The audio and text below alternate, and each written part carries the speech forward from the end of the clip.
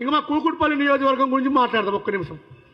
నిన్న మా కూకుట్పల్లి నియోజకవర్గంలో మా ఎమ్మెల్యే మాధవరం కృష్ణారావు గారు హౌసింగ్ బోర్డు స్థలాలు కబ్జాలు అవుతున్నాయి, కాంగ్రెస్ ప్రభుత్వం అన్ని కబ్జాలు పెడుతుంది, కాంగ్రెస్ ప్రభుత్వం ప్రభుత్వ స్థలాలు అమ్ముకుంటున్నట్టు ఎమ్మెల్యే గారు మిమ్మల్ని సూటిగా ప్రశ్నిస్తున్నా.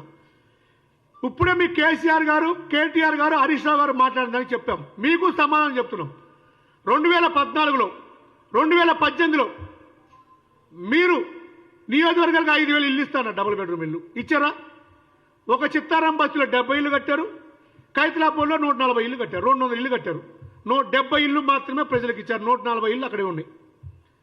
మీ హయాంలో కూకుట్పల్లి హౌసింగ్ బోర్డులో అన్ని ప్రభుత్వ స్థలాల్లో మొక్కలు పెట్టుకొని, డబ్బాలు పెట్టుకొని, వైన్ షాపులు పెట్టుకొని, వైన్ షాపుల దగ్గర మందు తాగడానికి కుర్చీలేసి అందరి దగ్గర అక్రమంగా డబ్బులు వసూలు చేశారు మీరు, మీ అనుచరులు. నిజం కదా? కూకుట్పల్లి ప్రజలు తెలియదా? కూకుట్పల్లి ప్రజలకు ఇవన్నీ తెలుసు, అన్నీ చూస్తున్నారు. కానీ ఈ కాంగ్రెస్ ప్రభుత్వంలో హౌసింగ్ బోర్డు స్థలాలు ఎక్కడున్నా సరే వాటన్నిటి కాంపౌండ్ కట్టిస్తున్నాం. రమ్యా గ్రౌండ్ ఉందంటే రమ్యా గ్రౌండే ప్రభుత్వ భూమే, కానీ దాన్ని కాంపౌండ్ కట్టి కాంపౌండ్ లోపల ఆడుకోవాలి. అన్ని ప్రభుత్వ భూములు కాపాడుతున్నాం.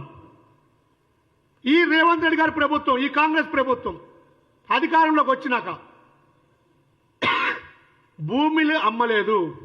మొట్టమొదటిసారిగా హౌసింగ్ బోర్డు భూమి యాక్షన్ పెడుతున్నారు. దాన్ని నువ్వు రాజకీయం చేస్తున్నావు, ప్రజలు రెచ్చగొడుతున్నావు. ప్రజలు రెచ్చగొట్టిన ఎమ్మెల్యే గారు, మీరు ఏదైనా ఉంటే గతంలో యాక్షన్ పెట్టారు, ఇప్పుడు యాక్షన్ పెడతారు.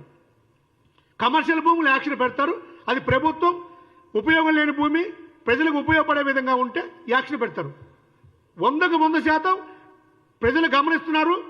మీరు గతంలో కబ్జాలను అడ్డుకున్నామని ప్రభుత్వం మీద నిందలు మోపొద్దు. ఇది తప్పు. ప్రజలు నీకు బుద్ధి చెప్తారని కృష్ణారావు గారు హెచ్చరిస్తున్నాం.